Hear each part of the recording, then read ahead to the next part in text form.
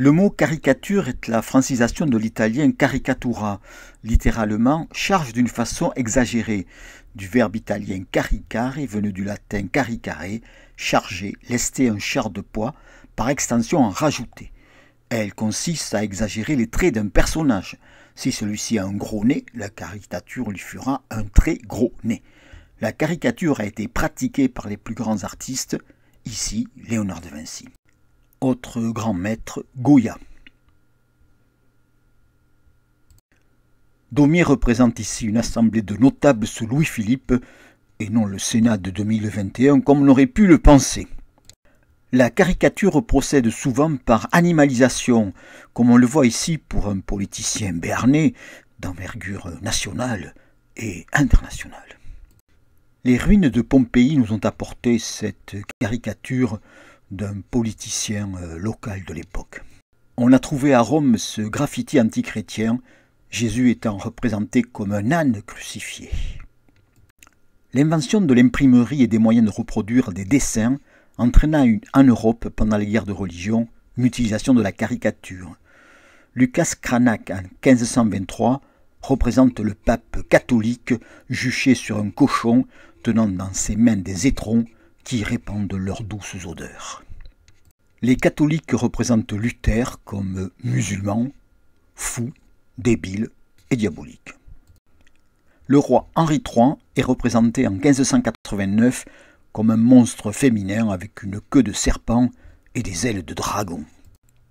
En 1789, une multitude de caricatures représentent le peuple dominé par les aristocrates et le clergé. La caricature s'attaque au pouvoir lorsque celui-ci est affaibli. Louis XVI ici est représenté comme un cochon, Marie-Antoinette comme une dinde. Le dessinateur anglais Gillray représente la famille royale française comme composée d'un ivrogne et d'une hystérique. Gillray représente la liberté française et l'esclavage anglais. Les familles des sans-culottes sont représentées comme des anthropophages. Ils décapitent, pendent, brûlent les églises au son du violon. Napoléon et William Pitt se partagent le monde. Napoléon fut représenté par les caricaturistes anglais comme essayant de traverser la Manche. Napoléon fait ici le grand écart entre l'Espagne et la Russie. Un certain libéralisme exista au début de la monarchie de Juillet, mais cela n'empêcha pas Philippon et Daumier, qui avaient représenté Louis-Philippe sous forme de poire, de dormir en prison. La République est sous les serres du vautour Napoléon III. La fin du XIXe siècle vit les conflits idéologiques se traduire dans la caricature avec une abondance de journaux. La caricature, le grelot, Triboulet, Polichinelle, Charivari, la lanterne, le rire, le chat noir et surtout l'assiette au beurre. Des dessinateurs à la peau blanche dénoncèrent le colonialisme. L'officier dit aux soldats « Deux d'un coup, ça vaudra sûrement une décoration ». C'était le temps où la gauche et l'extrême gauche se moquaient de l'alliance de la religion avec la force brutale armée et de l'abrutissement de l'enseignement religieux. Émile Zola, défenseur de Dreyfus, est représenté sous forme de cochon.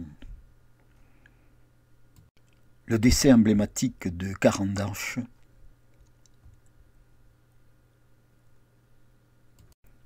est toujours la providence des dessinateurs contemporains sans inspiration. En 1418, la caricature participa à l'effort de guerre des deux côtés. Pour le français, l'allemand est une brute épaisse.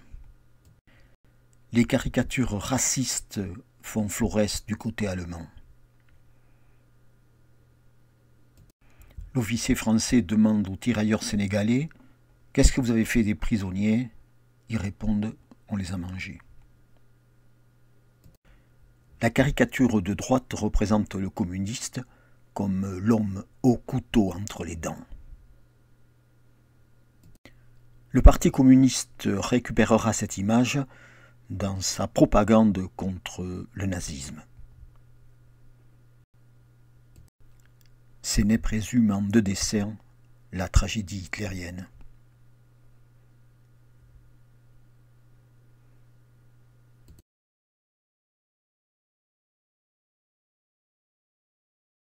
Ralph Soupeau représente en 1944 le gouvernement provisoire de la République française comme le fruit des amours de De Gaulle avec un papa anglais, ou américain, ou juif. Jean Eiffel représente la libération de Paris. Les communistes représentent la France dominée par la pieuvre américaine. Et les anticommunistes présentent Staline comme manipulateur du mouvement de la paix. De Gaulle, de retour au pouvoir en 1958, était facile à caricaturer en Louis XIV. En Badingole, ce qui faisait allusion au surnom de Badinguet donné à Napoléon III. Mai 68 vit une floraison d'affiches anti-gaullistes. Toutes les institutions furent vilipendées, le soldat inconnu par Ciné. Les CRS furent comparés à des SS. Et De Gaulle à Hitler.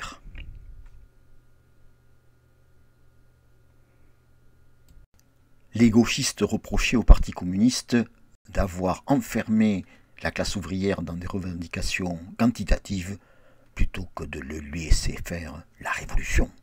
L'amour de De Gaulle, le dessinateur Faisan, faisait allusion au livre « Les chaînes qu'on abat » de Malraux.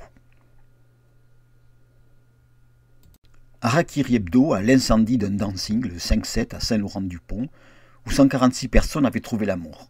Le journal fut interdit et remplacé par Charlie Hebdo. En 1972, le Parti communiste français et le Parti socialiste signaient un programme commun pour gouverner. En 1978, des divergences apparaissaient quant à la nécessité de l'actualiser. Entre 1978 et 1981, l'union de la gauche fut un combat. À gauche, on se battait plus contre le partenaire que contre l'adversaire. À droite, on se battait plus contre le partenaire que contre l'adversaire. Marianne quitta Valérie. Pour aller avec François.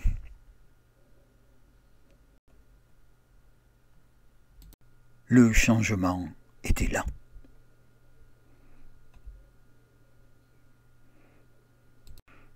La France passait de l'ombre à la lumière.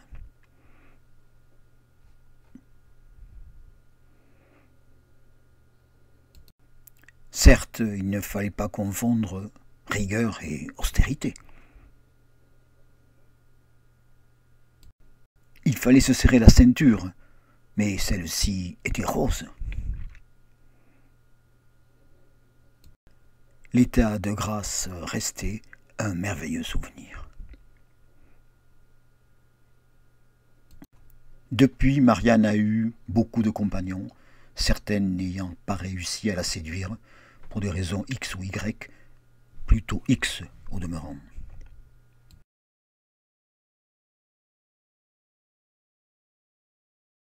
Le 5 janvier 2015, les caricaturistes de Charlie Hebdo étaient abattus pour avoir dessiné Mahomet. Le 16-10-2020, Samuel Paty, enseignant, était décapité par un islamiste pour avoir étudié avec ses élèves ses caricatures. Terminons avec une petite leçon de sciences politiques. Qu'est-ce qu'une dictature? Une société dans laquelle un dessinateur a peur de publier une caricature.